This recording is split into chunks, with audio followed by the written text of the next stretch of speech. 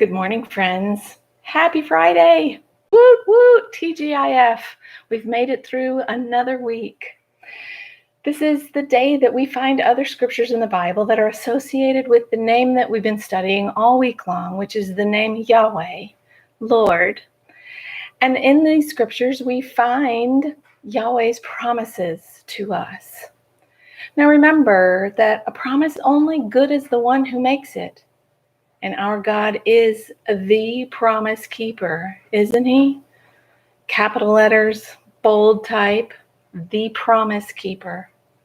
God never makes a promise that he can't keep.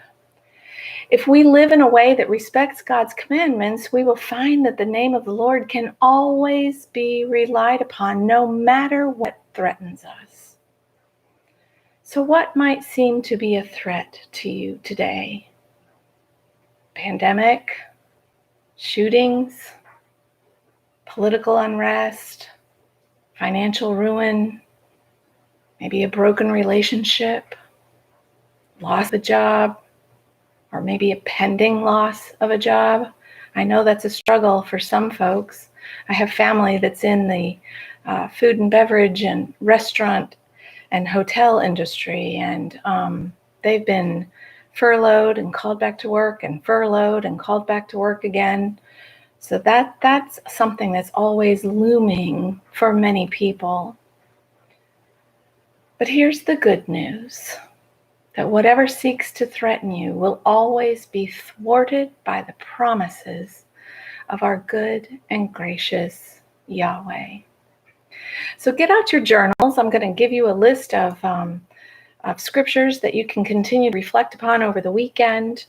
The ones that are most closely associated with Yahweh, Lord, the one who reveals himself mostly in saving activities. The first one is from Proverbs chapter 3, verse 26.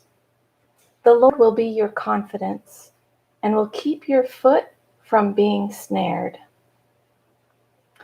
Then we have another one from Proverbs, which is chapter 18, verse 10.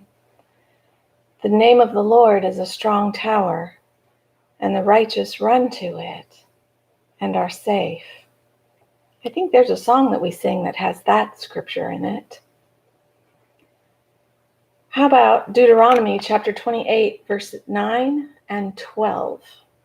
The Lord will establish you as his holy people, and he promises you on oath, if you keep the commands of the Lord, your God, and walk in his ways. The Lord will open the heavens, the storehouse of his bounty, to send rain on your land in season and to bless all the work of your hands. Then we have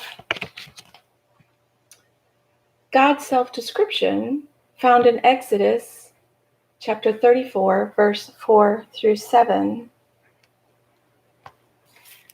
We also have praying on a benediction, which includes a threefold repetition of the name Yahweh from the book of Numbers, chapter 6, verse 24 through 27.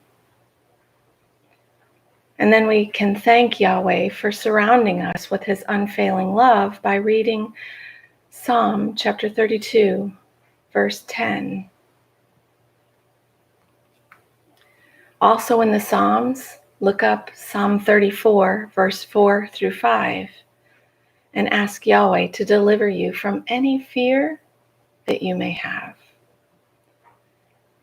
And in Psalm 34, verse 18, remember that Yahweh is close to the brokenhearted.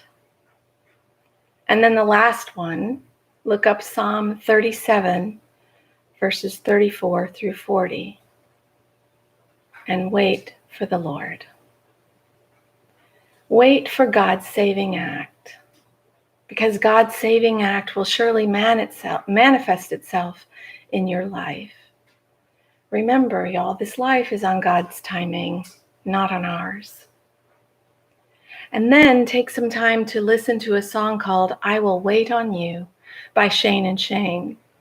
This song is based on Psalm 130, which is a song of ascents, which means it's a psalm of steps, a psalm giving praise and worship to a God who saves. So a song of ascents is a psalm that helps us to get closer and closer and closer to God. Y'all have a wonderful weekend and get ready for next week as we prepare to study Yahweh Shalom. That means the Lord is peace. I think we could all use a little bit of peace in our lives right now, couldn't we? Have a wonderful weekend, friends. Bye now.